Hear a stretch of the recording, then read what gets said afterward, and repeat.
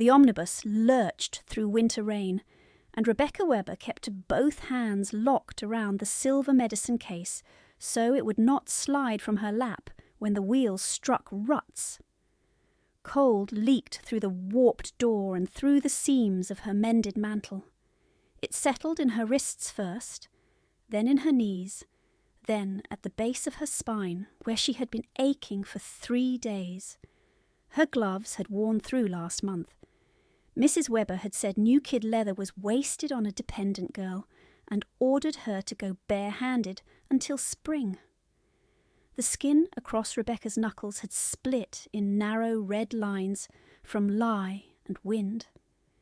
She had wrapped the worst finger in a strip torn from an old handkerchief, but rain had soaked it through before she reached Holborn. Across from her, 2 ladies in plum wool watched her with the frank curiosity reserved for an odd article in a pawnbroker's window. Their eyes moved from her plain bonnet to the case on her lap, then to the hem of her gown where old stitching had come loose again. One lady lifted her brows.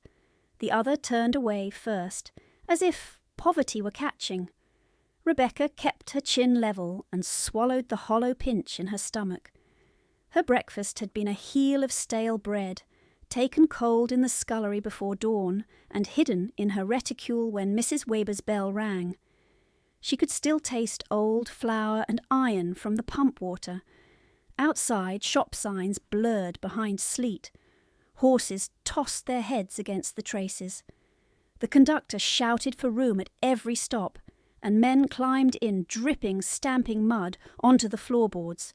No one offered her space for her feet. By the time the omnibus crossed into Mayfair, water had crept through the cracked sole of her left boot and pooled under her toes. Her teeth began to chatter against her will. She pressed them shut and thought of the list folded in her pocket. Lady Crowthorne first, then Belton Mews, then the charitable dispensary off Brook Street before dusk. 3 calls, 2 boroughs, 1 shilling if all receipts were signed. Mrs. Webber had set the terms at breakfast without looking up from the silver toast rack. "If you contribute no dowry," she had said, buttering toast for Augusta and Lillian, "you will at least earn your coal." When the omnibus stopped before Lady Crowthorne's townhouse, Rebecca stepped down into churned mud and nearly lost her footing. The pavement stones were slick. Rain ran from roofline gargoyles in hard sheets and struck her bonnet brim like thrown pebbles. A footman in livery held the brass knocker door half open, saw her mantle, and blocked the threshold with his shoulder. She gave him the card first, then the medicine case, keeping both hands steady despite the tremor in her fingers. "From Mrs. Webber's household," she said. "Tincture and powders as requested. Kindly sign the receipt." He took the case as if it might soil his gloves, then left her standing on the top step while heat and lamplight spilled from the hall behind him. She did not cross the threshold. She had crossed enough thresholds in borrowed service to know where her rank ended. A maid returned with the signed slip and no coin for carriage. Rebecca thanked her, tucked the paper under her cuff, and stepped back into rain already needling down her collar. She walked toward Grosvenor Square because walking cost nothing, and because the shilling depended upon punctuality she could not control. Carriages sent dirty water over her skirts as they turned. A drayman shouted when she moved too slowly at a crossing. A cluster of apprentices laughed at the way she lifted her wet hem to free her boot from a sucking patch of clay. She passed a milliner's window where pale gowns stood on wax forms under gaslight and could not stop herself from looking. 3 winters ago she had stood on that same pavement with her father's arm tucked warm through hers, while he promised that her first season would begin after Easter, that she would have 2 new muslin morning dresses and 1 proper evening gown in dove grey, because dark hair wanted soft colour near the face. He had coughed twice that day and apologised for it. Smiling as if apology could alter illness, by June he was dead. By July, the estate accounts were opened and spoken of in whispers. By Michaelmas, the household plate had gone. By Christmas, Mrs. Webber held the keys to every cabinet and every room that had once belonged to Rebecca's mother. By Twelfth Night, the invitations that should have carried Rebecca's name had gone to Augusta and Lillian instead. The rain eased by mid-afternoon to a fine bitter mist, and she turned down a narrower lane where coal smoke hung low and trapped the day's damp against the skin. Her next errand took her through a service entrance at Belton Mews, where she waited in a passage smelling of onions, wet wool, and blacklead while a cook counted files one by one and argued over quantities as if Rebecca had filled them herself.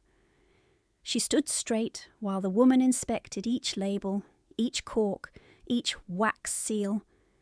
She listened to the muttered complaint that country girls never learned proper measuring. She did not answer. If she answered, the receipt might be delayed. If the receipt was delayed, she would miss the dispensary clerk before closing and return without full account. Return without full account meant no coal and no supper. Her stomach tightened so sharply she had to brace one hand against the wall until the wave passed. She thought then of Bath, because hunger had a way of pulling old memory to the surface. The hot medicinal air in the Dowager Duchess's chamber, bowls of steaming mustard set beside the bed, linen warming before the fire, the old woman's breath scraping in her chest like silk dragged over thorns. Rebecca had been 19 and terrified, though she had not shown it. She had sat through 40 nights in that room with a notebook on her knee and a sand glass on the bedside table. Every hour she turned the glass. Every hour she checked pulse, counted breaths, changed compresses, and read from Milton when fever climbed. The Dowager had called her Wren because she moved quietly and never left. Letters were dictated each Thursday to the Duke's London secretary. Rebecca had written every one in a clear hand. She had sealed them with Ashevail wax and given them to the Bath courier herself. At least she believed she had. Later, back in London, she learned that Mrs. Webber had diverted half the packets before dispatch, altered others, burned some altogether, then received quarterly drafts from Ashevail agents for professional nursing staff never hired. Society said Rebecca had missed her season from weak nerves and dull constitution. Mrs. Webber did not correct them. Rebecca did not correct them either. The Dowager had recovered enough to sit by the window in September light and hold Rebecca's hand in both of hers, thin and warm and steady, and ask one promise in a voice that shook only once. Do not invite scandal that would wound my son's name before Parliament. Rebecca had given that promise. Since then she had watched her own name thin to near nothing while others spent the credit of her labour. By the second week of January the cold in London had gone beyond weather and become a rule that governed every hour she moved through the city. It lived in stair rails, in stone steps, in pump handles that burned her palms, in bed sheets that smelled faintly of damp even when aired. It lived in Mrs. Webber's voice as surely as in the wind. Do not drip on the carpet. Do not touch that with those hands. Do not stand in the drawing room when callers arrive. Rebecca had learned to hear commands as weather too, recurring and indifferent. The townhouse on Clare Street had once been her father's least pride, or full of books stacked in risky towers and maps pinned crookedly in his study. It now held silk laughter from her stepsisters, and the rustle of lavender skirts moving where she could not sit. Augusta and Lillian practised quadrilles in the long mirror after luncheon, while Rebecca mended cuffs by the nursery fire because mending near better light was called idle vanity. At dinner she ate in the passage with the undermaid when there was enough left, and when there was not enough she drank tea gone tannic in the pot and went early to the attic room she shared with trunks of outgrown gowns. Her private dignity had narrowed to 3 possessions: the tiny psalter her father gave her on her 15th birthday, a carpenter's pencil worn to half its length, and a stitched notebook hidden inside her mattress, where she copied lines of verse so she would not forget how language could still be exact and clean. She wept rarely. When tears came, usually from fatigue rather than sorrow, she wiped them at once, because swollen eyes were called theatrics. Hunger she bore, insult she bore, the wear of miles she bore. What she fought to keep was something quieter. The conviction that competence mattered even if no one named it, that a pulse counted correctly at 2 a.m. mattered, that one old woman drawing an easier breath mattered, even when the world credited another household entirely. That conviction had kept her standing through Bath and through London, through winter after winter, with no invitation and no witness. Dusk gathered early. Lamps bloomed in blurred circles along Brook Street as she reached the charitable dispensary with her damp skirt clinging to her calves and her medicine ledger wrapped in oilcloth against her side. The waiting room windows were fogged from breath and coal heat. Through the glass she could see mothers with bundled infants, labourers with bandaged hands, an old man leaning hard on a cane polished white at the grip. Need stood in line there without title and without lace, and for a moment the sight steadied her. She gave her name to the clerk at the side hatch, placed the signed receipts in neat order, and accepted the final packet she had been sent to collect before dark. Tincture of foxglove, 2 packets of bark, 1 small vial of laudanum sealed in blue wax. The clerk glanced at her wet hem and frowned. "You will not get far before the roads freeze." Rebecca nodded and closed the case. The shilling sat cold in her palm, thin as mercy. She slipped it into her reticule beside the stale bread she had not yet eaten and turned toward the door, already calculating whether coal at current price would leave enough for lamp oil. Behind her, in the crowded room, someone began to cough. The sound was deep, wet, familiar enough to tighten every muscle along her spine as she reached for the latch. The cough came again as her fingers closed on the iron latch. It tore up from deep in a man's chest and broke halfway, ending in a thin whistle that made her turn despite herself. A porter was guiding the patient toward a bench near the stove, one hand at his shoulder, the other steady at his elbow. The man's cap was in his lap. His face had gone the colour of old paper. His wife stood behind him with both hands clenched in her apron, her eyes fixed on his, breathing as though she could force air into him by watching hard enough. Rebecca did not move toward them. She knew the dispensary order. She knew she had no authority once the packet was signed and entered in the daybook. Yet her body had already tightened into readiness, each muscle alert, counting between coughs, marking the shallow drag at the base of his throat. It was the old discipline. It did not leave because one wished it gone. She could still hear, under the room's scrape and murmur, the rain ticking against the window panes of the room where her father had died. His cough had begun as an inconvenience in late spring, and turned by midsummer into a thing that ruled the house. He had laughed through the first weeks, handkerchief to his mouth, saying clerks in hot offices always grew a little chesty by June. He had refused broth until evening because investors were expected in the study. He had dictated letters with one shoulder shaking from suppressed spasms while Rebecca held the sand tray and dried his signatures. Then came the night his breath caught so sharply he had to sit upright against pillows, his eyes wide not with fear but with apology. "Do not fetch Mrs. Webber," he had whispered when Rebecca reached for the bell rope. "Not yet. She worries and calls every man a physician." Even then he spared people discomfort as if it were debt. Within 3 weeks the physician stopped using hopeful words. Within 5 the physician stopped coming daily.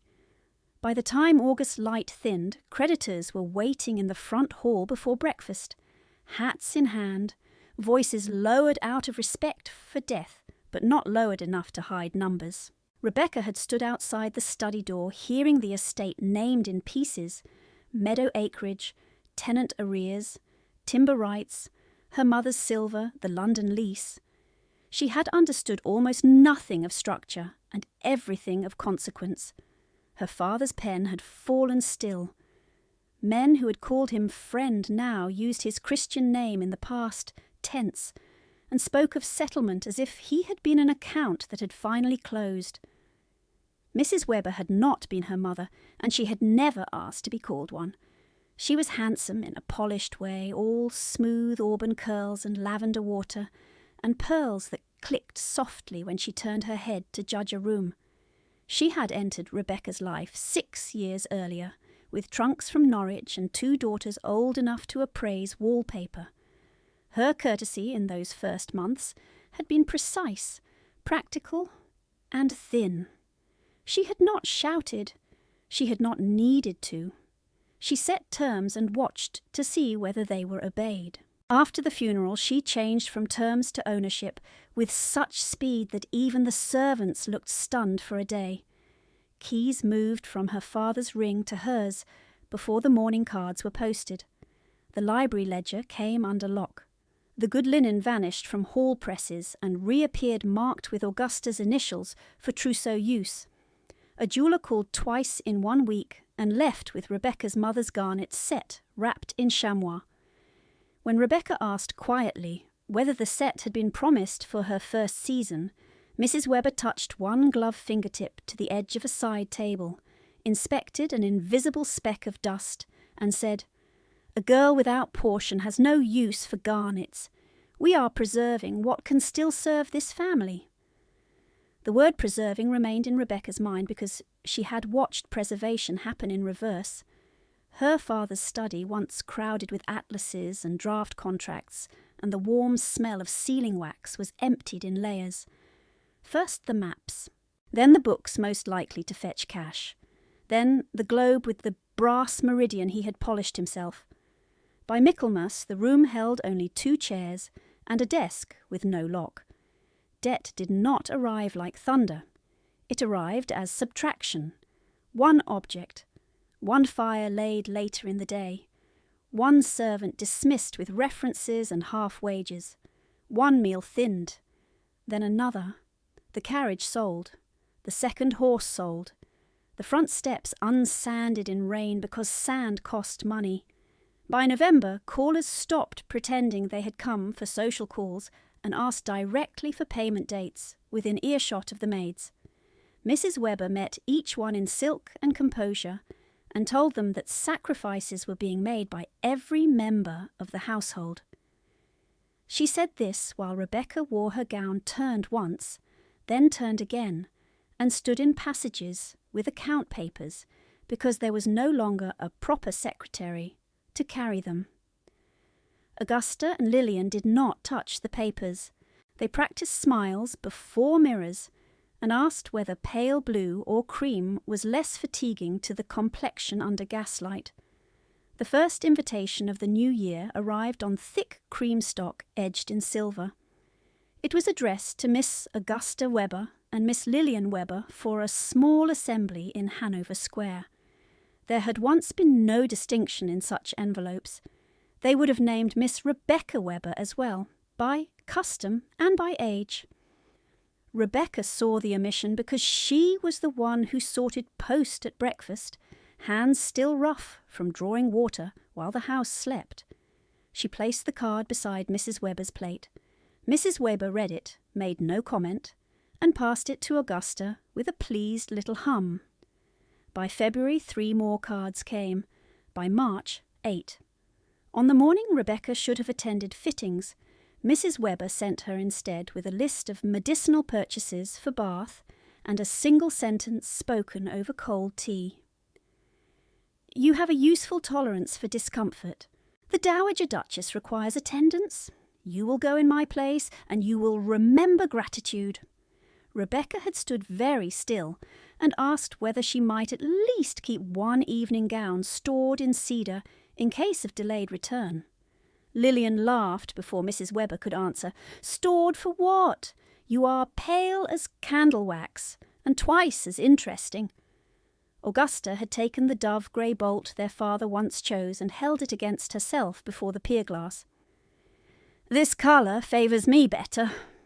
Mrs. Webber permitted the theft by silence. In the carriage south, Rebecca sat opposite a basket of linen and instruments, her own trunk no larger than a schoolgirl's, and felt London recede through rain-smeared glass while the first assemblies of spring opened without her. By the second week in Bath, she had ceased counting invitations missed and begun counting respirations instead, because counting was a way to survive humiliation when one could not protest it. The dowager's fever burned, broke, surged again. Rebecca turned pillows, boiled cloths, aired bedding, changed night shifts, damp with sweat, rubbed blue fingertips warm when circulation failed, and read aloud through nights that had no edges. At dawn, she wrote letters in a clear, careful hand at the older woman's dictation.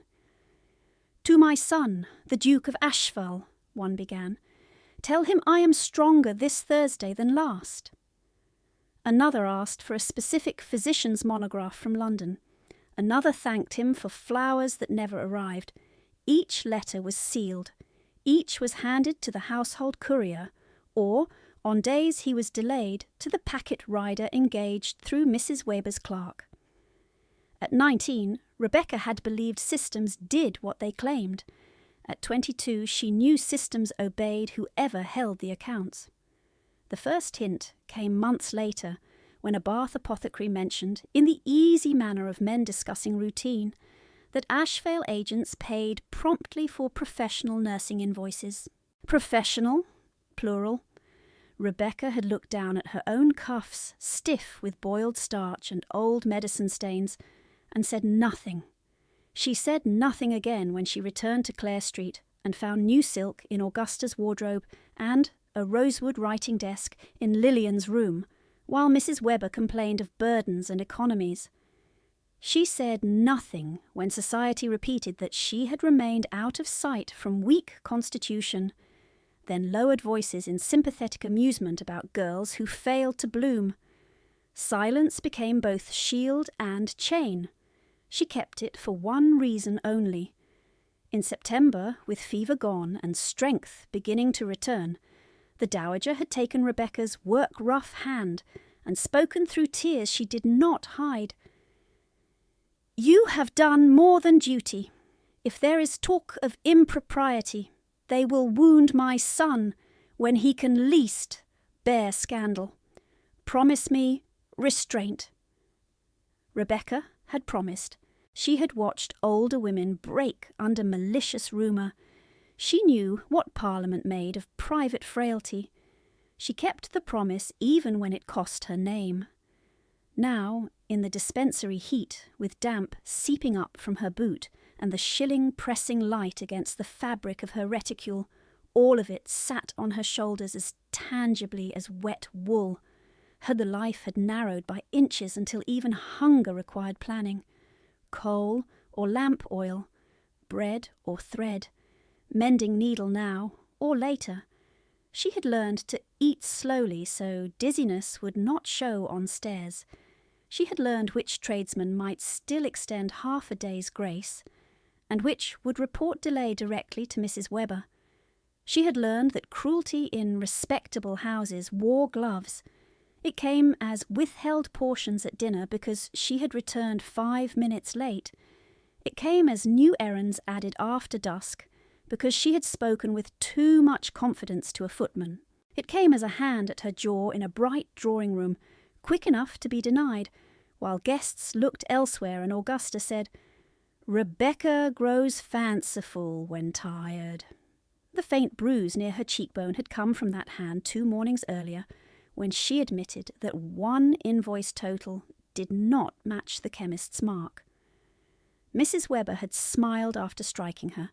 then adjusted Rebecca's bonnet ribbon with maternal care for the benefit of the maid who stood in the doorway.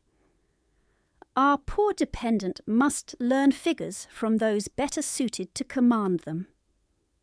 Rebecca had gone to the pantry, rinsed her face in cold water, and left on errands before the sting settled. She had become skilled at moving through pain without display. She had also become skilled at storing facts no one expected her to understand. Dates on drafts, names of agents, differing signatures, missing seals. Not out of strategy at first, out of habit. Precision was the only inheritance left untouched by debt. The clerk at the hatch called her name again, asking whether she required twine around the parcel. She turned back at once, thanked him, and declined because twine cost a farthing she could not spare.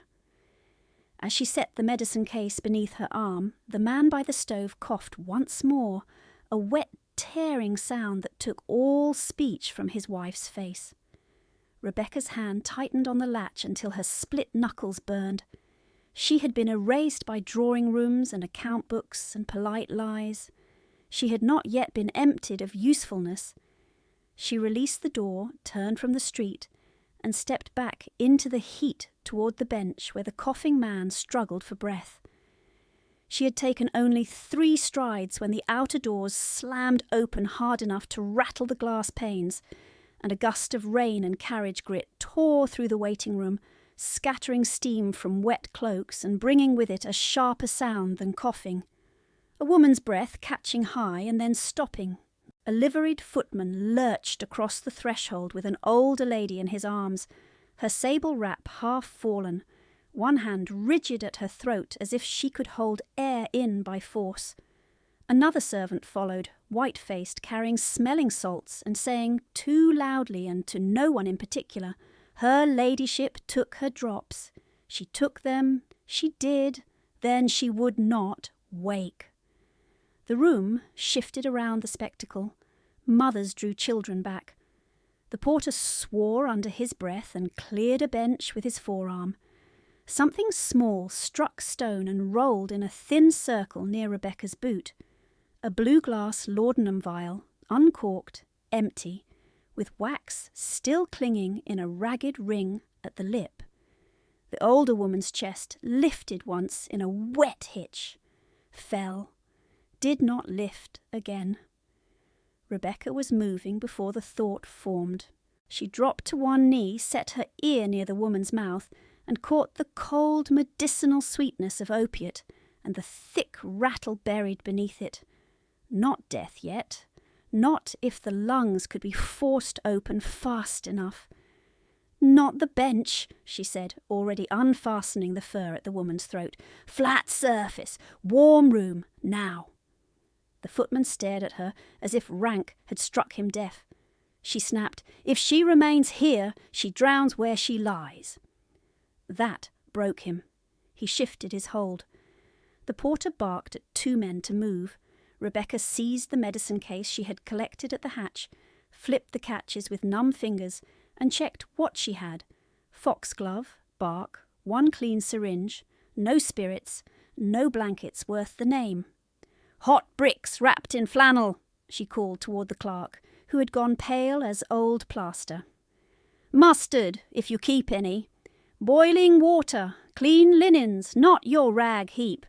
Open that inner surgery and clear the table." The coughing labourer's wife had begun to cry. A child whimpered. The old man with the cane rose and set his stick against the wall without being asked, then helped drag the screen aside so the passage opened. The footman carried the lady through it, boots slipping on wet stone, while Rebecca walked backward ahead of him, one hand holding up the lamp so she could watch the older woman's face, eyelids fluttering, lips dusking, pulse thread thin and racing when she pressed 2 fingers to the neck. "Keep her head turned," she said. "If she retches, clear the mouth at once." A hard male voice cut across the confusion from the corridor behind them. "Who gave these orders?" She did not turn. She heard the cadence first, low and trained to command entire rooms without force. She heard the second pair of steps, measured and fast, and felt the air of authority arrive like a door shutting. "Put her down here," she said to the footman instead, guiding him to the surgery table, as rain hammered the roof above the skylight. "No pillows. We need her chest free." Hands reached around her, passing cloth, coal scuttle, kettle, and still she worked, cutting stays, loosening ribbon, pressing sternum in a steady rhythm she had counted through too many nights in Bath to ever forget. Behind her, that same voice said, closer now and sharper, "Stand aside, you presume." She turned then, one hand still braced against the old lady's breastbone, hair escaping pins and sticking damp to her cheek, sleeves shoved above her wrists where split skin glowed raw at the cuff. The man facing her filled the narrow surgery doorway as if he had been cut to fit it, tall enough that the lintel framed his shoulders, dark hair wet from the rain, a black greatcoat open over a formal coat he had not paused to change, jaw set so hard a muscle moved near his temple when he looked from her face to the woman on the table. His eyes were winter water, colourless at first glance, and then darkening when they fixed. She knew him before anyone named him. Everyone in London knew the Duke of Ashevail by reputation, by parliamentary speeches printed in the papers, by the severe profile engraved on satirical broadsides, by the story that grief had carved him into a man who did not waste words and did not forgive incompetence. Recognition struck and went through her like cold iron, yet her hands kept their count. 29, 30, lift. "Your Grace may dismiss me after she breathes," she said, breath short with effort. "Not before."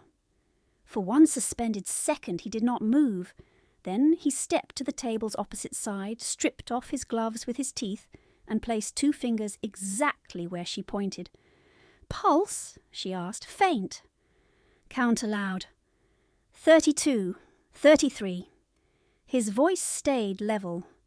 She nodded once. "Good." "Again!" The dispensary physician crowded in at last, spectacles fogged, protest already forming. "I must insist this room be managed by medical—" "Then manage it," Rebecca said, without looking at him. "Mustard poultice over chest, heat at feet, keep her airway clear." The physician bristled. "Miss, you have no standing to instruct." Ashevail cut him off without raising volume. "Do as she says." The physician stopped speaking. The room obeyed that quiet command with a speed rank usually purchased over years. A maid she did not know brought hot bricks wrapped in old flannel. Rebecca tested one against her wrist and shook her head. "Too hot. Burn first, breathe later, wrap again." The maid ran. The Duke's mother, because now there was no doubt, not with the shape of her brow, not with the signet ring on her rigid hand, made a low, trapped sound and tried to twist away from the pressure. Rebecca bent close.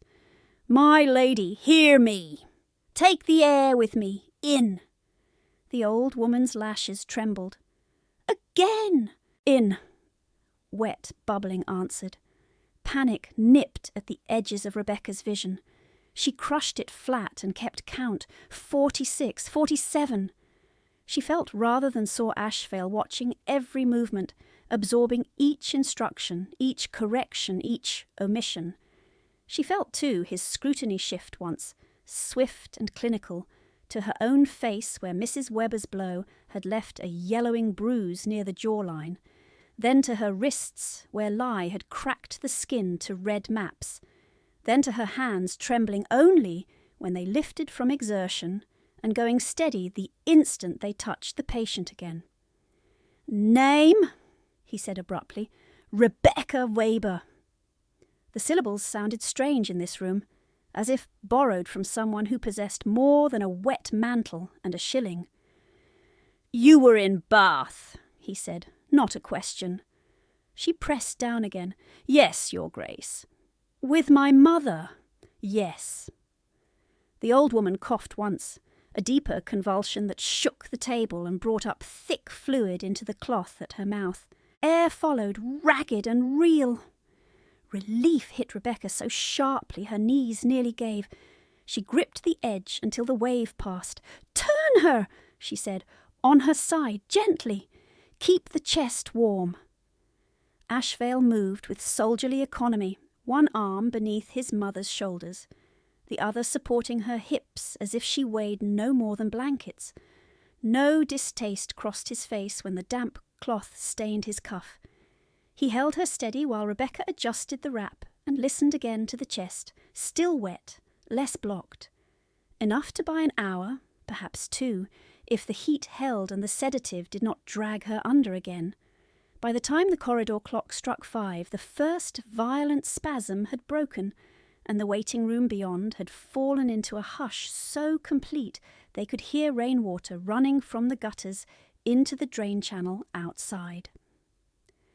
The physician recovered his authority in fragments. He ordered a stimulant draught. He muttered about opiate excess and age. He reached for the empty vial and frowned at the residue. Rebecca rinsed the syringe, laid out measured drops under his eye, and let him reclaim the formal role because the woman on the table needed hierarchy settled, not contested. Ashevail did not leave. He stood at the bedside with one hand on the iron rail, coat still wet, cravat loosened by a finger's breadth, gaze fixed on his mother's breathing, as if he could hold each breath in place by refusal alone. Once, when a coachman outside shouted at his team, Rebecca flinched before she could stop it. Ashevail's head turned toward her at once, not startled, simply noting. He said to no one visible, "No raised voices in this corridor." The order travelled through the open door and the noise ceased. A maid brought clean linen. Rebecca reached for it and saw fresh blood bead, where an old crack at her knuckle reopened. She hid the hand in the fold of her skirt and worked one-handed until the bleeding slowed. Ashevail saw that too. "Sit," he said. "No!" She checked the pulse again. Slower now, better filled. If she cools, she crashes. "You are shaking. I am useful." Something shifted at the edge of his mouth. Not softness, not censure, an acknowledgement she could not name. His next words came clipped and hard, directed at the footman who had first carried the dowager in. "You will send to Ashevail House. Prepare the blue chamber, every grate lit. Mrs. Davies to receive us." The footman bowed and fled. The physician cleared his throat. "Your Grace, transport in this weather may worsen." "She does not remain in a public dispensary." Ashevail's gaze never left his mother. "We move when Miss Webber says she can be moved." Miss Weber, not girl, not servant. The physician's brows rose before he checked himself. Rebecca adjusted the chest straps, listened, counted, then looked up. 1/2 an hour, no less. She must not be jarred. 1/2 an hour, Ashevail repeated, as if fixing terms in a treaty. He pulled a chair toward the fire and set it behind Rebecca without touching her. "Sit until then." She remained standing. He did not insist again. Outside, wheels hissed through freezing rain. Inside, mustard and coal and medicine thickened the air until each breath tasted of metal and heat. The dowager stirred near the end of that half hour, lids lifting to narrow slits. Her gaze wandered across ceiling beams, then found Rebecca's face as if no time at all had passed since bath. Her fingers, thin and cold, searched at the blanket edge. Rebecca caught them. The old woman's lips moved. The sound came out broken, but clear enough for all in the room to hear. "My Wren came back." Rebecca felt the room tilt around the words. Ashevail's hand tightened on the rail until his knuckles blanched. He looked from his mother to Rebecca with a concentration that felt almost like impact. "You know her," he said. It was not disbelief. It was calculation rearranging itself in real time. Rebecca swallowed. She was kind to me in Bath. Kind. His tone made the single word weigh more than the room. The dowager tried again to speak. Rebecca bent lower. Do not spend breath, my lady. Save it. The old woman's lashes fluttered. Letters, she whispered, every Thursday. Wren wrote... A cough cut the sentence. Ashevail leaned in at once. Mother, rest.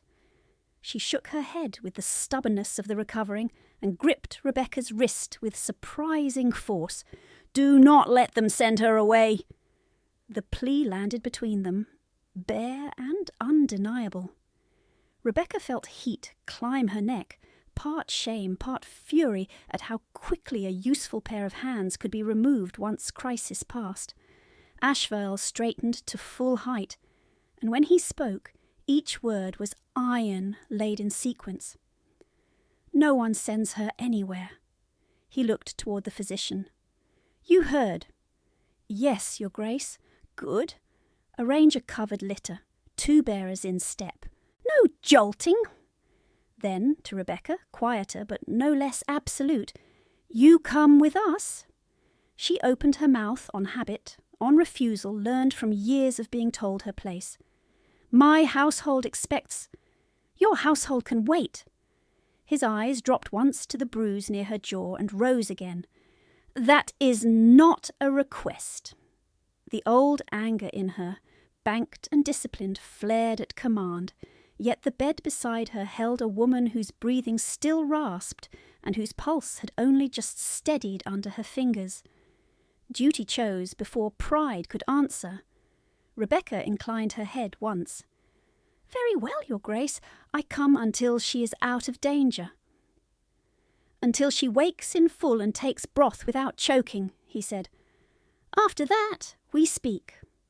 He turned to the door as the bearers arrived and called for coals to be brought to the carriage floor before the dowager was lifted, carrying the scuttle himself when the men hesitated. Rebecca stood by the table with her damp sleeves and burning hands, watching a duke kneel in spilled rainwater to warm his mother's feet, and understood that the evening had broken the shape of more than one life. The bearers came in step as ordered, broad men with rain shining on their coat sleeves and fear hidden badly beneath professional faces. Rebecca checked the dowager's wraps one last time, tucked warmed flannel at the ribs, and braced her hand at the older woman's jaw, so the airway stayed open when they lifted. The corridor smelled of wet wool, coal dust, and mustard. It smelled of haste. Ashevail walked beside the litter, one palm at the frame to steady it over each threshold, his other hand bare despite the cold. He did not speak while they crossed the waiting room. People drew back against the walls and watched in silence as rank moved through common space on human shoulders, stripped of ceremony by breath and weather. At the dispensary door the rain had hardened to sleet. It struck the carriage lamps in white needles. Ashevail climbed in first and took his mother's shoulders as the bearers slid her onto the prepared pallet, then looked up once at Rebecca. Inside! She passed the medicine case to the footman, gathered her soaked skirts clear of the wheel, and stepped into darkness that smelled of leather and hot brick. The door shut. Wheels lurched. The city began to shudder past in jolting fragments of light and stone. Each rut threatened the dowager's chest. Rebecca planted one hand against the frame and one at the blanket edge, counting under her breath, adjusting pressure with every sway. Across from her, Ashevail matched the movement instinctively, his body making a barrier where springs failed. Once, when the carriage struck a deeper hole and his mother gasped sharply, his control cracked by a breath. Mother! Just that! A son's word, low and rough. Rebecca answered with instruction because instruction was steadier than pity. Lift her shoulders 2 inches. Hold there. Good. Keep her turned. By the time the bells of St. George's struck 6 through the sleet, Ashevail House loomed ahead in a block of lit windows and black stone. Footmen were already waiting at the steps, cloaks thrown over livery, faces set in the strained alertness of a household that understood crisis and hierarchy at once. "Blue chamber ready, Your Grace," one said as the carriage opened. "Mrs. Davies has the fires high." Ashevail was already on the ground. He took the front of the litter himself. Rebecca moved at the side near the dowager's head, shielding her face from sleet with her own bent body. Cold water ran down Rebecca's collar and into her stays. She felt none of it after the first stare. The blue chamber had been made warm almost to suffocation. 2 grates burned, candles threw gold against silk wall panels, and a canopied bed wide enough for 3 sleepers. Silver warming pans lay open on the hearth tiles, and ewers steamed on a sideboard. Luxury pressed from every surface, and still the room held the same human truth as the dispensary surgery table: 1 failing pair of lungs, 1 narrowing margin. Rebecca set the order before anyone else could fill the silence with deference and error. Dry linen first, not scented. Raise the bed to half incline. Remove those feathers from the pillows. They trap damp heat. A younger maid hesitated over the scented drawer. Mrs. Davies, a spare woman with iron-grey hair and eyes that missed little, snapped it shut and chose plain linen without argument. "You heard Miss Weber." Her gaze flicked once to Rebecca's split hands, then away in old servant discretion. They worked in coordinated speed. Wet sable gone, dry night rail on, heat at feet, chest and wrists. The dowager coughed through the change and clutched weakly at Rebecca's sleeve, refusing water until Rebecca touched the cup first and said her name. When the spasm settled, the house physician arrived with a leather satchel, and annoyance already sharpened on his tongue. Dr. Halbrook was white-whiskered, careful, accustomed to authority in this room. He set down his instruments and looked at Rebecca's damp mantle and rough cuffs as if they were a contamination. "Who administered the interim regimen?" Ashevail answered, without turning from the bed. "Miss Weber." Halbrook's brows rose. "A relation?" "A necessity," Ashevail said. Halbrook examined the dowager, listened long at her chest, frowned at the empty blue vial in the tray, then reached for his case of sedatives. Rebecca caught the motion and spoke before she could weigh consequence. "No more laudanum tonight." Halbrook's hand stopped in mid-air. "You presume again, madam." "I state what her lungs have already told us." Rebecca kept her voice even. "Her reflex is blunted. Another full dose will quiet the cough and drown the airway." Halbrook turned to Ashevail with professional patience sharpened to insult. "Your Grace, panic often misreads symptoms. If every anxious helper overruled physic—" "She is not panicked," Ashevail said. "She is precise. Give your alternative." Halbrook's nostrils flared. "Mustard steam, gentle stimulant, careful positioning, and no opiate unless distress becomes extreme." Rebecca inclined her head. "Then we agree?" Halbrook gave her a look that promised later resentment and began preparing the draft. When the first rush of intervention passed, servants peeled away by rank and task until only the essential remained. "Ashevail by the bedrail, missus. Davies by the fire, Halbrook at the writing table with doses, and Rebecca at the dowager's left hand, counting breaths against the pulse in her own wrist. A tray arrived untouched beside the hearth.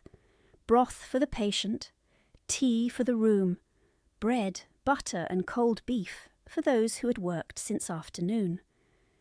Rebecca noticed it only when the smell reached her and her stomach clenched hard enough to blur her vision for a second. She steadied on the bedpost. Mrs. Davies saw. She lifted the bread plate and held it out without speech. Rebecca took one piece, no more, and tucked it in her pocket instead of eating. The dowager might wake and choke without warning. She would need both hands.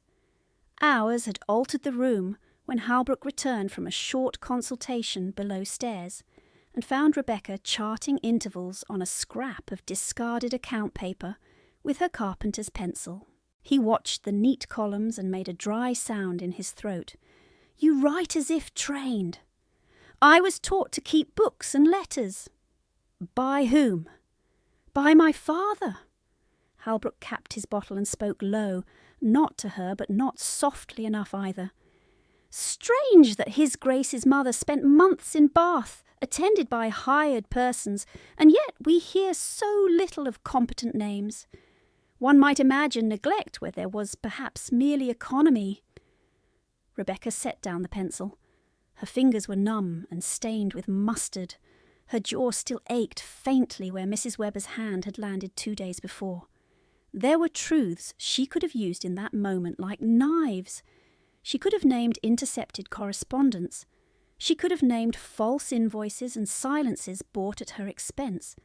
She could have watched a physician carry those names downstairs and let them spread by morning from kitchen to club to Parliament corridor. She heard instead the Dowager's September voice, in Bath, thin but resolute. "Do not wound my son's name." She answered Halbrook without looking up. "There was no neglect in Bath." The physician made a sceptical motion. "You cannot know His Grace's mind." "I know he sent instructions weekly and paid every account laid before him." She drew another line on the page. "If letters failed, failure sat elsewhere. Do not lay it at his door in this house." Silence followed, short and electric. Rebecca felt rather than saw someone in the doorway and turned. Ashevail stood just beyond the threshold shadow, one hand still on the panel as if he had paused there by accident and remained by decision. Rain had dried in salt marks on his boots. His cravat was loosened now, his hair no longer disciplined, but his face gave nothing freely. Only his eyes moved from Halbrook to Rebecca to the paper in her hand. Halbrook cleared his throat, gathered his dignity, and retreated to the bedside with murmured remarks about steam timing. Ashevail did not enter at once. He watched Rebecca fold the chart, set it by the medicine case, and lift the Dowager's wrist again to count. Then he stepped fully into the room and said, "Very quiet, why?" The single word carried command and genuine question in equal measure. Rebecca kept her gaze on the pulse point. "Why what, Your Grace?" "Why defend a man you had reason to accuse?" Her throat tightened. She could not answer with the whole of it. She could not expose the promise. She could not expose the theft yet, not while evidence lay scattered and his mother's breathing still swung like a lantern in wind. "Because I do not lie convincingly," she said at last, and because she needed care more than scandal. Ashevail held still for a long moment that stretched the firelight thin.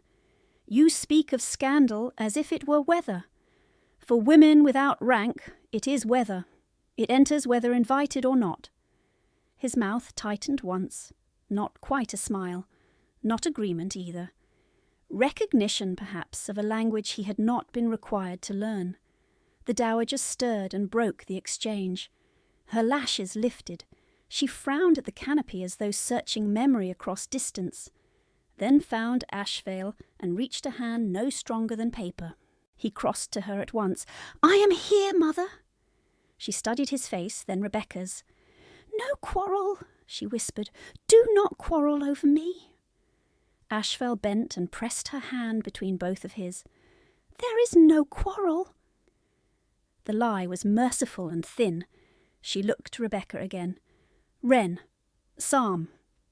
Rebecca's pocketed bread dug into her hip as she moved closer and began quietly, voice low, to spare the lungs she steadied. "God is our refuge and strength, a very present help in trouble." The old woman's breathing eased by increments, not miracle, not cure, only rhythm returning where panic had broken it. Ashevail did not release his mother's hand. He stood through the entire psalm with his head bowed a fraction. face turned away from servants and physician alike. At 8:30, the first messenger from Clare Street arrived, soaked and indignant in equal measure, bearing Mrs. Webber's note on perfumed paper. Mrs. Davies brought it to the threshold and waited for permission to cross.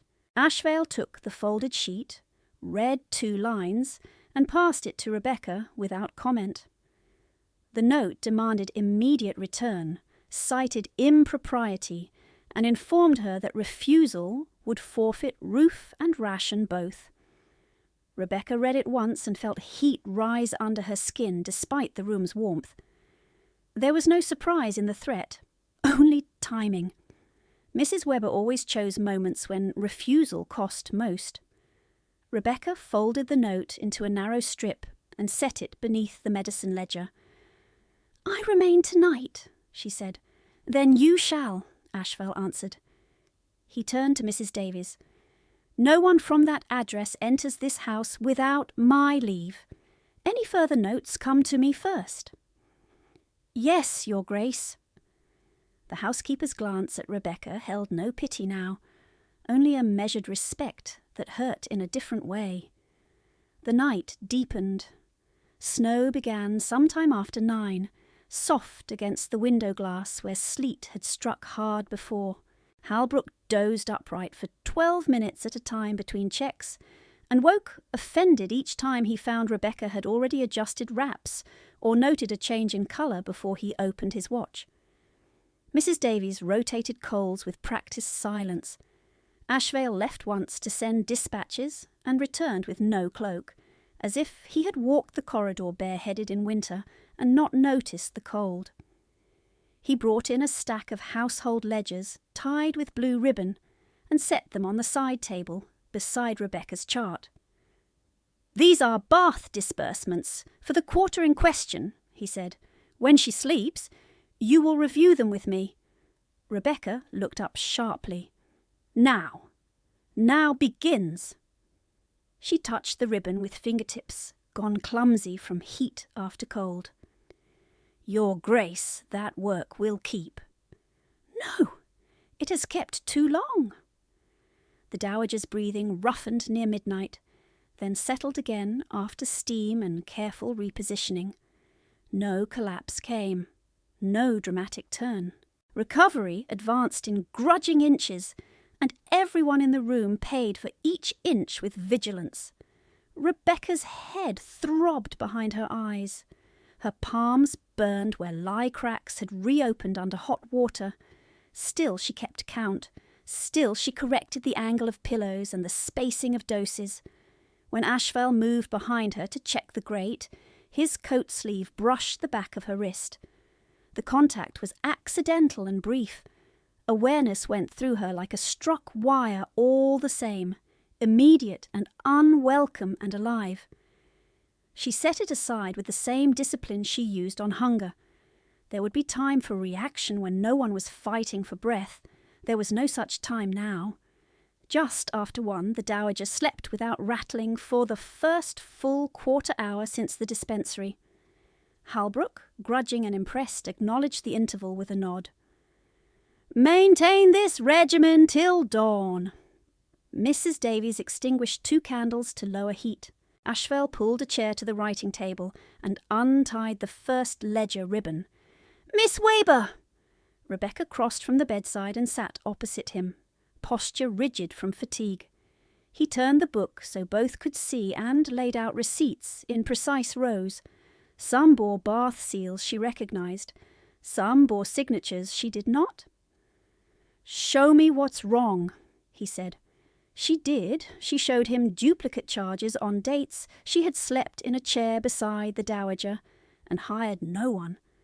She showed him invoices for 2 male attendants on nights she had lifted and turned the patient alone, with only a scullery maid to fetch water. She showed him that 1 packet rider's mark altered halfway through the season, and that sums rose sharply after each week in which she had handed letters to a courier arranged through Mrs. Webber's clerk. Ashevail asked no needless questions. He absorbed each fact with the hard stillness of a man accustomed to legal argument and private fury. Once, when she pointed to a forged initial and said quietly, "That is not the dowager's hand," his fingers closed on the page edge so tightly the paper bent. He did not swear. He did not raise his voice. He simply drew a clean sheet toward him and began a list in a military hand. Names, dates, amounts, couriers, witnesses. At the top, he wrote one line and left it uncrossed. Locate original letters. Summon Bath witnesses at first light. Rebecca watched the words form and felt a thin, dangerous sensation she had not permitted herself in 3 years. Not relief. Relief would ask trust she could not yet afford, but direction. Proof that facts she had carried alone might finally be set down, where rank could not ignore them. Ashevail sanded the page, shook it dry, and looked across at her over the candle flame. "You will sleep for 2 hours, when Mrs. Davies relieves this watch." Rebecca started to refuse on instinct. He lifted one hand palm down, the same gesture he had used at the dispensary to still chaos.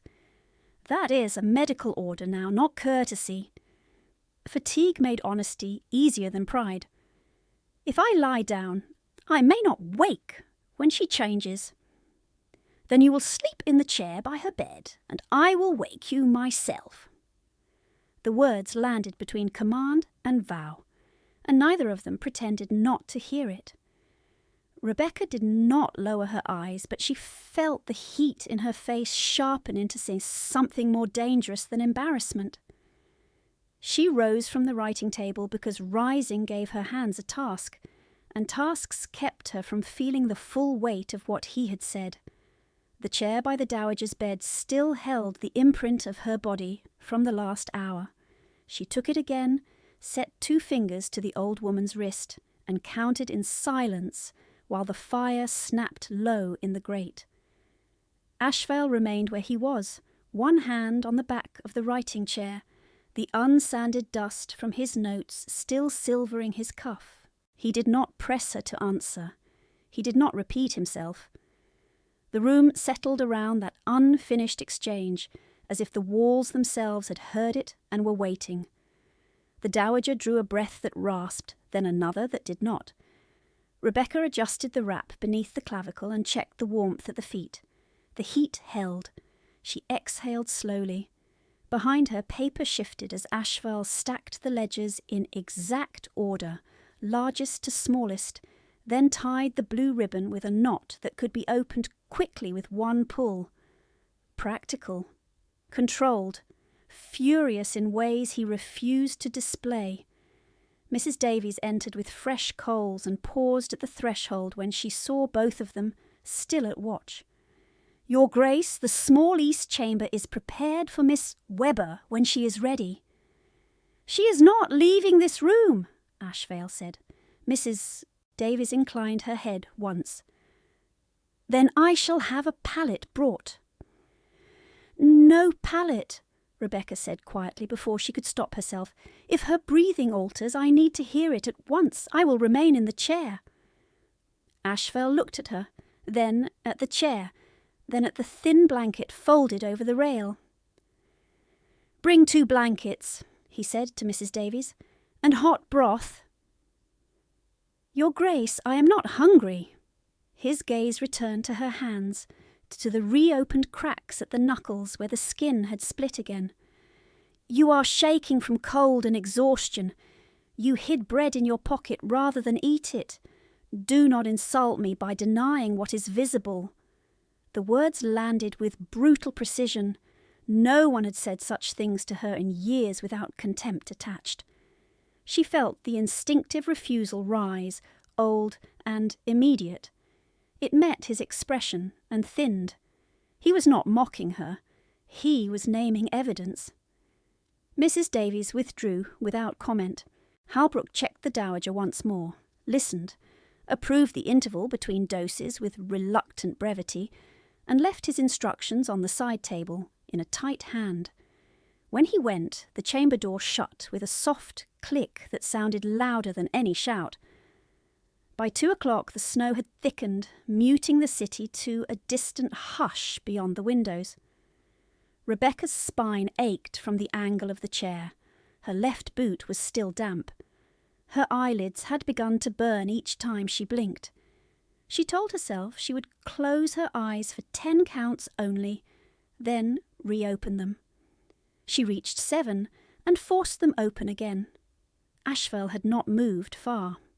He stood near the bed's foot, one shoulder to the mantel, watching his mother's chest rise and fall, as if he could will the pattern to remain constant. Mrs. Davies returned with broth and blankets.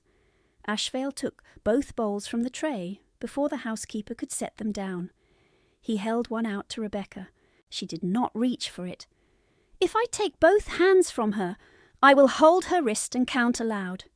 She hesitated. He stepped closer, set 2 fingers exactly where hers had been, and began, voice low and measured. 76, 77. She took the bowl. The broth was salted and too hot, but warmth moved through her chest in painful increments, reminding her how long she had been empty. She drank half, then stopped. "All of it," he said. "I cannot keep watch if I am ill from haste." His mouth shifted once, the nearest thing to concession. "Then finish it slowly." She obeyed without answering. When the bowl was empty, he passed her the second blanket and watched until she wrapped it over her shoulders and knees both. Only then did he release the dowager's wrist back into her care. No one spoke for several minutes. Candlelight shortened. Coal settled. The clock in the corridor marked the quarter hour with a single muffled strike. Rebecca kept count and wrote the numbers in the margin of Halbrook's sheet when she could trust her fingers to hold the pencil straight. At some point she realised Ashevail had taken the narrow straight-backed chair against the wall and moved it beside the bed, close enough that his boot touched the bed skirt when he stretched his legs. He sat with his elbows on his knees and his hands clasped. He did not lean back. He did not close his eyes. The posture was not rest. It was vigilance forced into stillness. The dowager stirred near 3 and whispered for water. Rebecca lifted her head, supported the shoulders, and touched the cup to the older woman's lower lip in small measured drops. Ashevail steadied the pillow without being asked. Their hands brushed once above the lace edge of the sheet, skin to skin, brief and startling. Awareness climbed her arm before she could master it. She set the cup down too carefully. "Does it hurt?" she asked the dowager, keeping her voice even. "A little," the old woman breathed. "Less when you are here." Ashevail went very still beside them. Rebecca felt rather than saw his reaction, a tightening in the air near her shoulder. The dowager drifted again before either could answer. Near 3:30, a footman tapped and entered with a salver and a sealed note. He addressed Ashevail but glanced once at Rebecca with the furtive curiosity of a servant who had heard enough in corridors to understand that household gravity had shifted. "From Clare Street, Your Grace, marked urgent." Ashevail broke the seal without asking permission and read in silence. The muscle at his jaw moved once. He turned the note and held it where Rebecca could see. Mrs. Webber's hand, slanted and deliberate, accused her of theft of medicines, warned that magistrates would be informed at dawn, and demanded her immediate return before your instability invites ruin upon respectable names. Rebecca read to the last line and felt the old nausea of power used as theatre. Even now, with another woman fighting for breath, Mrs. Webber had found room for performance. "She will do it," Rebecca said. "She will send a complaint, whether true or not. She has done so before with tradesmen." Ashevail folded the note into quarters with methodical care. "Then she will have my written reply before first light. Your Grace, this may become public. It already has." He placed the folded paper under the inkwell as if pinning an insect. You are in this house at my command, witnessed by physician, housekeeper, and staff. The medicines were logged at the dispensary. I will provide affidavits by noon." She looked at him, uncertain whether to be relieved or afraid of what protection from a man like him would cost. "You owe me none of that." His answer came without hesitation. "That account is no longer yours to carry alone." The sentence settled deep, precisely because it was not gentle. It was administrative. It was absolute. It remade the boundaries of the room in a way she could feel in her breathing. He stood cross to the writing table and drafted 3 short notes in rapid succession. One to his solicitor, one to the dispensary clerk requesting certified copies of entries, one to a magistrate whose name she recognised from newspaper columns. Each note was sealed with Ashevail wax and handed to the waiting footman with clipped instructions for immediate dispatch. When the door shut again, quiet returned, denser than before. Rebecca's body began to fail in increments she could no longer hide. Her head dipped once and jerked up. Her fingers missed one number in the sequence and had to begin again. She set the pencil down before her hand betrayed her further. "Sleep," Ashevail said. "I am awake." "Liar!" The word was soft, not cruel. He rose, came around the chair, and stopped within arm's length. "You have been awake through 2 nights, and most of a third. Your pulse is running as hard as hers. Sleep for 1 hour." "If I sleep, I lose the pattern." "I will wake you at the hour.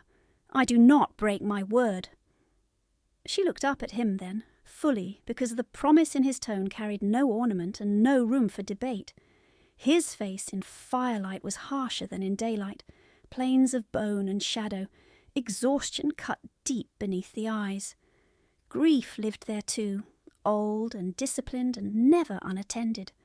She wondered fleetingly how many nights he had held this watch alone before tonight, speaking in commands because commands were easier than fear. She did not mean to yield. Her body yielded first. She shifted in the chair to keep one hand on the bed and let her head rest against the carved post. Only for a moment. The blanket slid from one shoulder. Ashevail caught it before it fell, lifted it back into place, and tucked the edge under her cold fingers with an awkward care that suggested he had done this rarely, if ever. She woke with a start to the corridor clock striking 4. Her neck ached. Her hand was still on the dowager's wrist. The pulse remained regular. She turned sharply toward Ashevail, expecting him gone to correspondence or summoned below. He was exactly where she had last seen him, seated in the chair beside her own now, posture unchanged, eyes open, attention fixed on her face until she moved, and then shifting at once to his mother's breathing. "You did not wake me," she whispered. "You had been asleep 23 minutes. "You said 1 hour. "You needed more. I revised." Despite fatigue, a small flare of indignation warmed her. "You do not revise people as if they are ledgers, Your Grace. Then do not give me accounts that do not balance." For a breath she almost laughed, not from amusement, but from the shock of hearing that dry edge in this room at this hour. The sound did not leave her throat. It dissolved into a rough exhale. He leaned forward, forearms on knees, and spoke without looking at her. "I have watched you since the dispensary. You do not waste movement. You triage by risk, not rank. You conceal pain until utility fails. You flinch at raised male voices and not at blood. You have the callus of a writer on your right middle finger and the burn marks of kitchen lye on both hands. You keep records in margins because no one gave you proper paper. You carry stale bread in silk because you expected no meal in this house. You answer insult with precision. You answer danger with orders." Each line struck like a bell, clear and impossible to mishear. She sat motionless, blanket gathered at her throat, heart hammering against her ribs with a force that felt disproportionate to stillness. He turned then and met her gaze directly. "I do not yet know the full shape of what was done to you," he said. "I know enough." The room seemed to narrow to the space between them. "I'm not asking for rescue," she said, voice thinner than she wanted. "I asked only to keep her breathing." "You asked for nothing," he said. "That is the problem." He stood in one controlled movement and went to the fireplace, added a coal, returned. He did not sit this time. He stood behind her chair, one hand resting on the carved wood near her shoulder, not touching her, close enough that she felt the heat of him through wool and fatigue and the night's accumulated cold. When he spoke again, the words were quiet, each one deliberate. "You will never return to that house." Her breath caught on the first syllable. She stared ahead at the dowager's sleeping profile, at the soft rise and fall she had fought to preserve, and could not immediately force language past the tightness in her throat. "Your Grace," she said at last, "you cannot decree a life for me. I can bar a door used for cruelty. That is not the same thing." "No," he said, "it is the beginning of the same thing." She closed her eyes for one heartbeat, then opened them. The old reflex to refuse protection, to mistrust any hand that offered terms, battled with the raw certainty that he had already acted, not promised. Notes sent, access barred, witnesses secured. Facts moved from her private burden into official channels before dawn. Behind her, his hand tightened once on the chair back, and then went still. "Stay," he said. It was a command. It was also the first plea she had ever heard from him. Rebecca held the bedrail until her knuckles whitened, because the word struck deeper than command, and she did not trust her voice at once.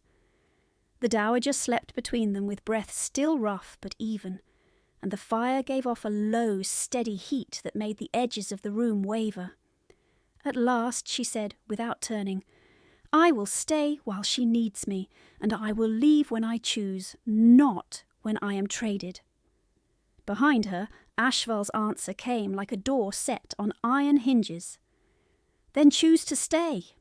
A knock sounded before she could reply, 3 measured taps that belonged to no frightened servant.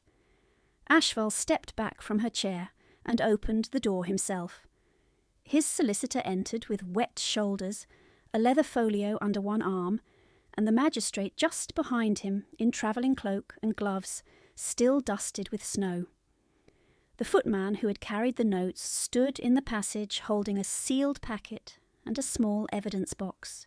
The magistrate bowed first to the bed, then to Rebecca, his expression formal and alert.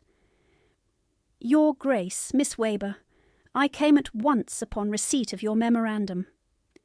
The solicitor set his folio on the writing table, untied the strap, and began laying documents in strict rows, certified dispensary entries, sworn statements from the porter and the clerk, the physician's night report signed by Halbrook, and bank drafts bearing Mrs. Weber's endorsement for nursing wages paid during the Bath quarter.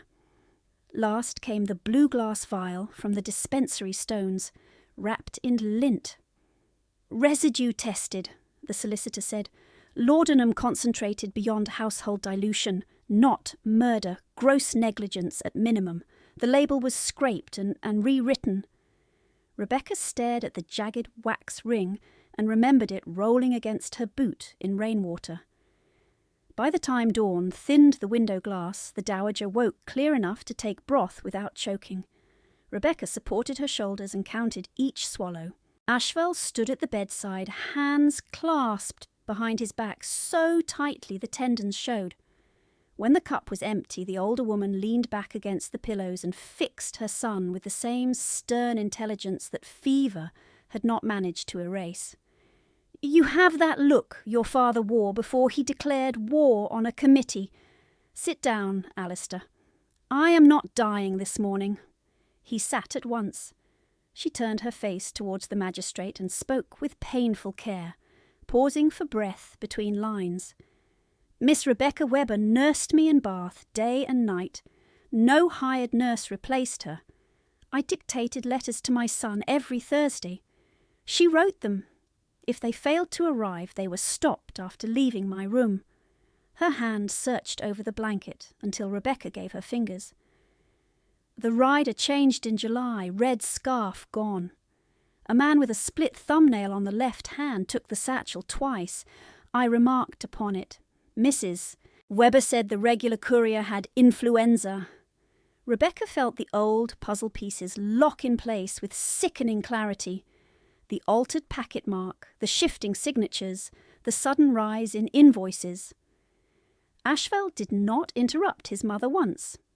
When she finished, he stood and crossed to the table, took up the first draft, and signed the complaint in a hand so controlled it looked engraved. The magistrate sanded the page and nodded. Fraud, interception of correspondence, false accounting, and coercive threats by written note. I will issue the warrant. He hesitated a fraction, glancing toward Rebecca's bruised jawline, then added, Assault may be included upon sworn statement if Miss Webber chooses. Rebecca met his eyes. Choice. The word was so unfamiliar it hurt. I will swear to what occurred, she said.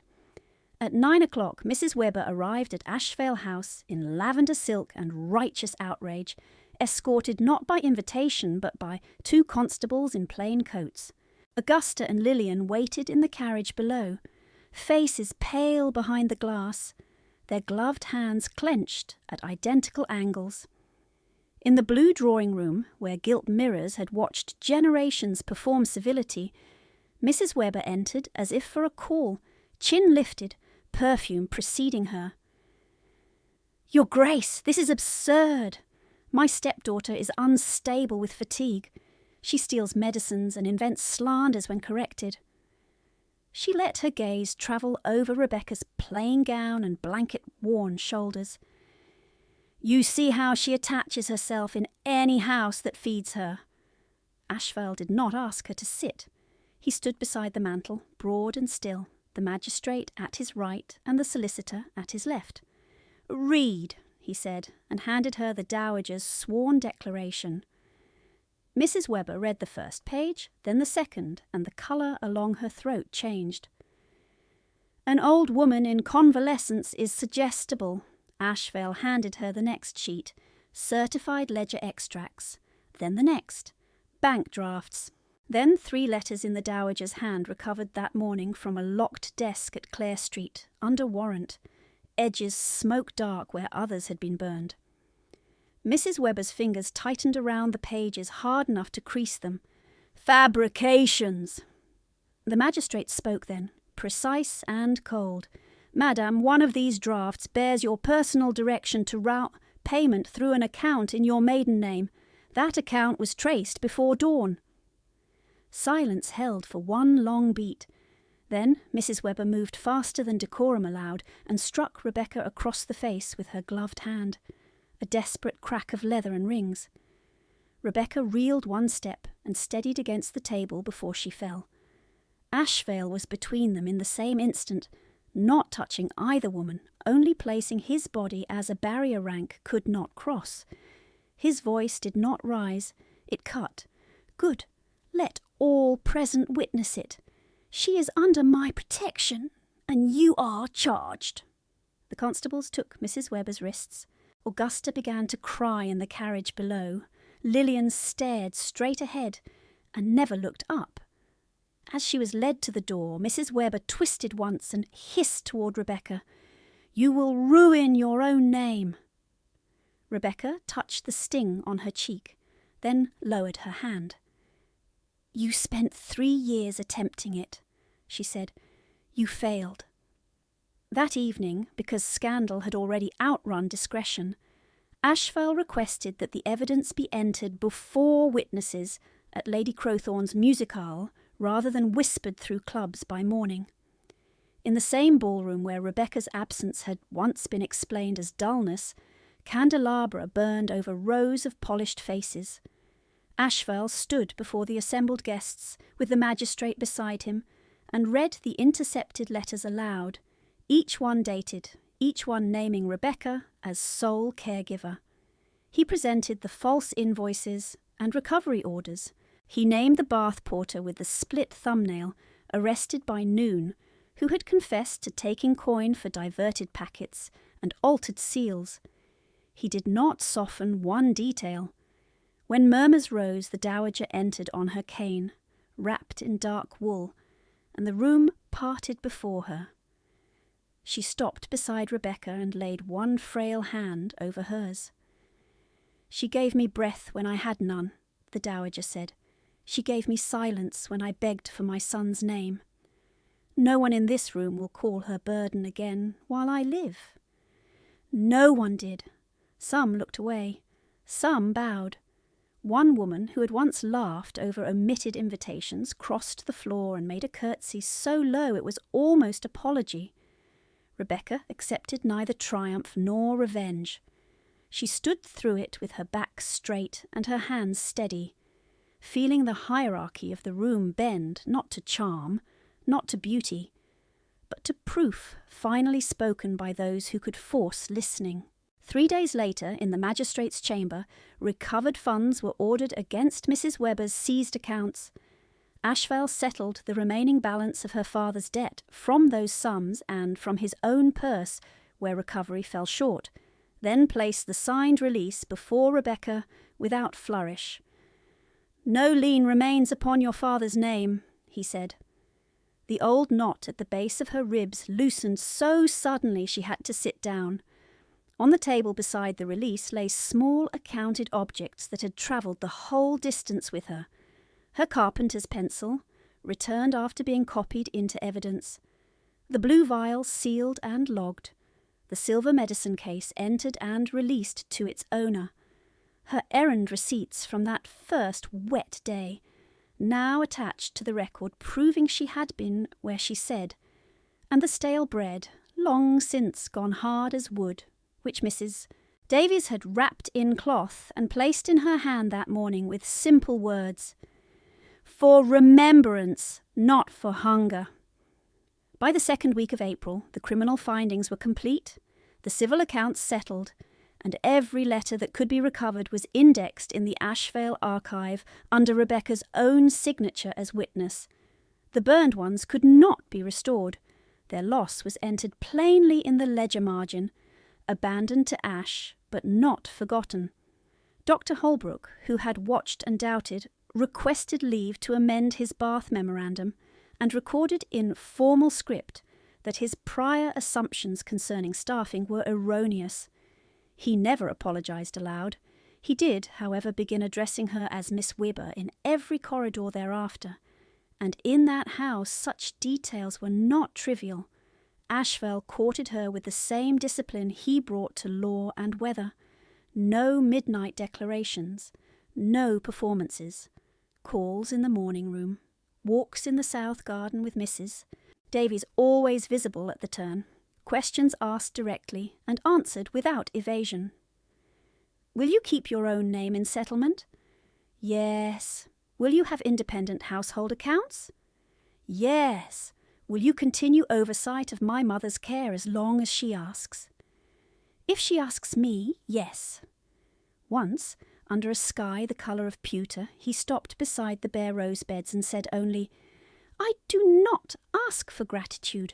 I ask for partnership." She looked at him for a long time before answering.